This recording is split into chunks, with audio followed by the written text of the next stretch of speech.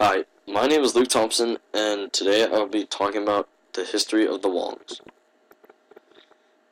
This is a bit of my family tree, including my mother's parents, my mom, and my dad.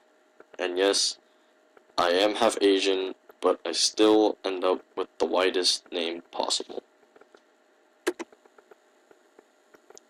For a short introduction, my grandmother's name is Amy Pui-ing Wong, and she was born in China September 15th, 1932.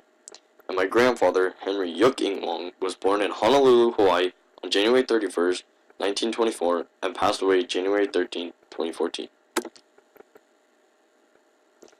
A little background, my grandmother had lived in China for 20 years until moving to Hong Kong for 6 years and then moved to Hawaii with my grandfather.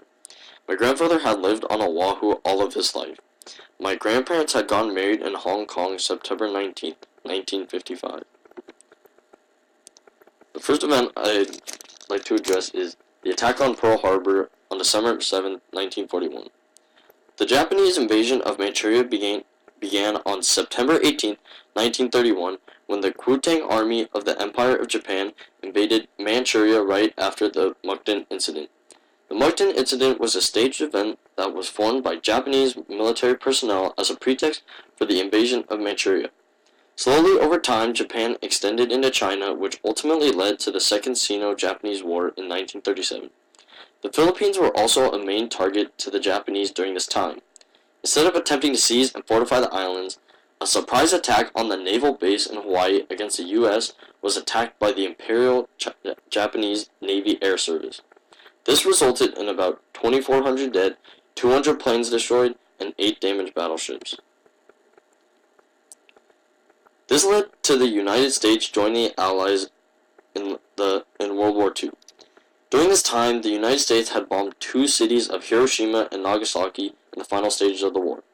The Allies had ultimately won World War II, and the event of Pearl Harbor had been one of the major turning points for the Allies in winning this war. My grandfather Henry Yuk-ing Wong was currently living on the island of Oahu and was 17 years old when this tragedy occurred. This event that took place not only frightened my grandfather and his family, but had put everyone's life in danger. Safety becoming a major issue for the place my grandfather had called home. Before my grandfather had passed away, he would tell me stories about that day in which he will never forget. My grandfather told me that even certain noises like banging on a desk, hitting a wall, someone screaming, and airplanes always gave him anxiety because even those little sounds triggered his senses and make him remember the attack on Pearl Harbor perfectly. As a teenager during this time, my grandfather would constantly wake up in discomfort, knowing that another event like this could happen at any time no matter where he was. This caused my grandfather to have anxiety and safety issues for the rest of his life. During the Chinese Civil War and Communist China, leading up to the Chinese Civil War, the Second Sino-Japanese War was a military conflict fought primarily between the Republic of China and the Empire of Japan from July 7, 1937 to September 2, 1945. A war fought between the Kuomintang-led government of the Republic of China and the Communist Party of China. This war started because of the conflict over China. The war represented a split between the Communist CPC and the Nationalist KMT. The two parties had ultimately came together to counter the Imperial Japanese Army and prevent the country from crumbling. The legal system in Communist China had embraced a framework of socialist legality borrowed from the Soviet Union.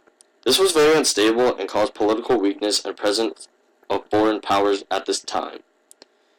Several factors of the war had caused negative aspects upon my grandmother's family during this time. This included a hard life, paying taxes, and struggle with getting a job for all of her life, and she was always trying to look for a job to get as much money as possible to support her family. Several negative aspects, like execution without trials, expropriation of land, banks, insurance companies, and large factories. The government was taking over land like my grandmother's family property away. My grandmother had seen no profitable future for herself, so she fled to Hong Kong and married my grandfather and later moved to Hawaii.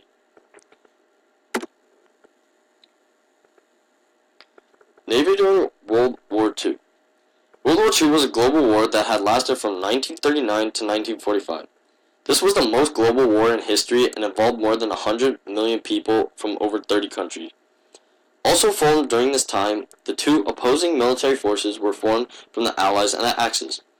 World War II was composed of massacres, genocide of the Holocaust, strategic bombing, death from starvation and disease, and the only war where nuclear weapons was used. World War II had changed the political and social structure of the world.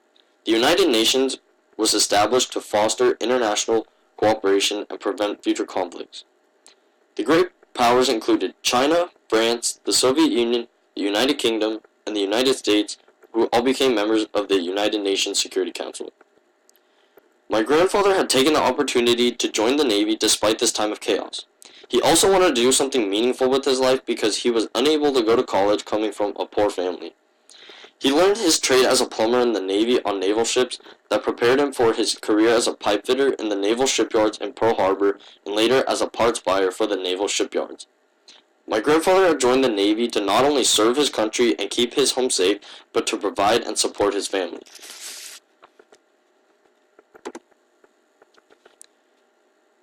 The next event I'd like to talk about is Hawaii becoming admitted as a state, August 21st, 1959.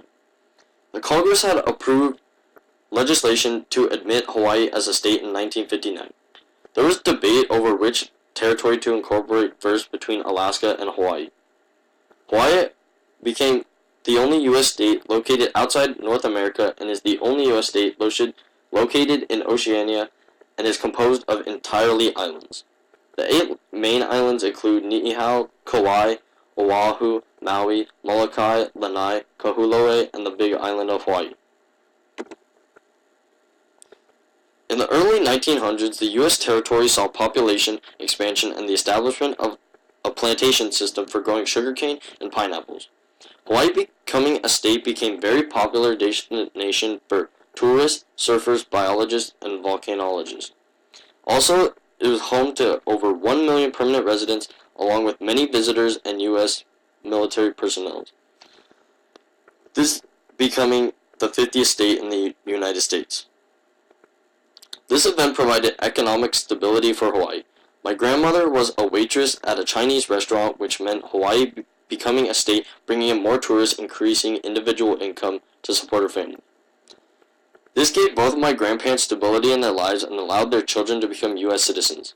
My grandmother was able to bring her brother and sister over from China for a better life because she was a U.S. citizen. This event made a major impact for both of my grandparents because of the place they live finally becoming admitted as a state. Despite the good and bad events that took place during both my grandparents' lives, they managed to find love and a safe place to live while being able to live life to the fullest. Today I brought wonton sugar twist. This is a Chinese dessert and my grandmother made it for my mother when she was a child.